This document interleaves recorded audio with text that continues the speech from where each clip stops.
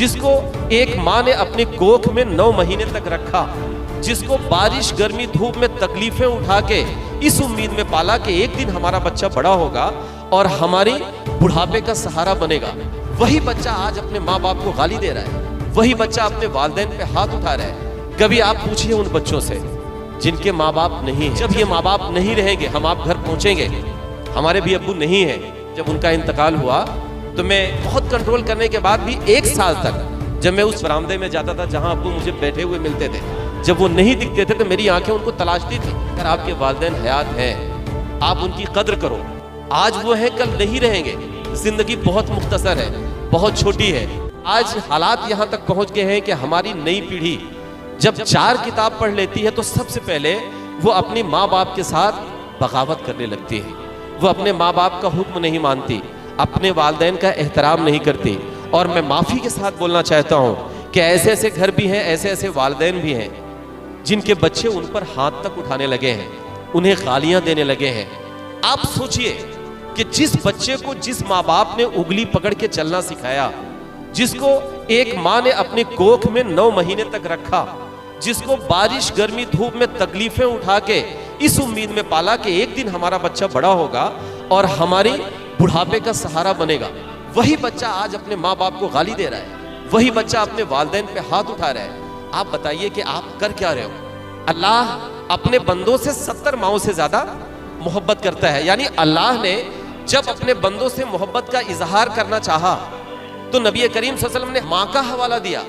आप सोचिए कि अल्लाह जब अपनी मोहब्बत का अपने बंदों से इजहार कर रहा है तो माँ का हवाला दिया जा रहा है। कितनी अजीम शख्सियत होगी माँ, जिनके कदमों के नीचे जन्नत अल्लाह ने बताया है। कभी आप पूछिए उन बच्चों से जिनके माँ बाप नहीं है, जिनके वालिदैन नहीं है, अगर वो हयात है तो हमको आपको उनकी कदर नहीं होती।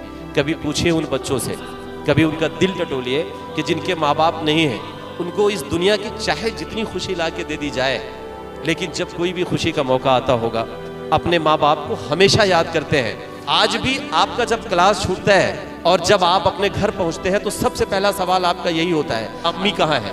लेकिन आप सोचिए कि जब ये माँ बाप नहीं रहेंगे, हम आप घर पहुंचेंगे, हमारे भी अब्बू नहीं है, जब उनका इंतकाल हुआ तो मैं 1 साल तक जहां वो बैठते थे, जिस बरामदे में जिस जगह पे बैठते थे, मैं वहां जब जाता था तो मुझे याद आती, मेरी आंख भर जाती। मैं घर का सबसे जिम्मेदार था तो जाहिर सी बात है अगर मैं किसी के सामने रोता तो दूसरे लोग जो होते वो मायूस होते।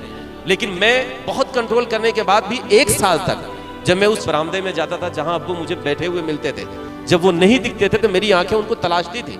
आज भी जब कब्रिस्तान जाता हूँ, मैं किसी की कब्र के सामने जाता हूँ तो मेरी आंख नहीं भरती, लेकिन जब अब्बू की कब्र के सामने जाता हूँ तो आज भी मेरी आंख भर जाती है। अगर आपके वालिदैन हयात हैं, आप उनकी कद्र करो। आज वो है, कल नहीं रहेंगे। जिंदगी बहुत मुख्तसर है, बहुत छोटी है।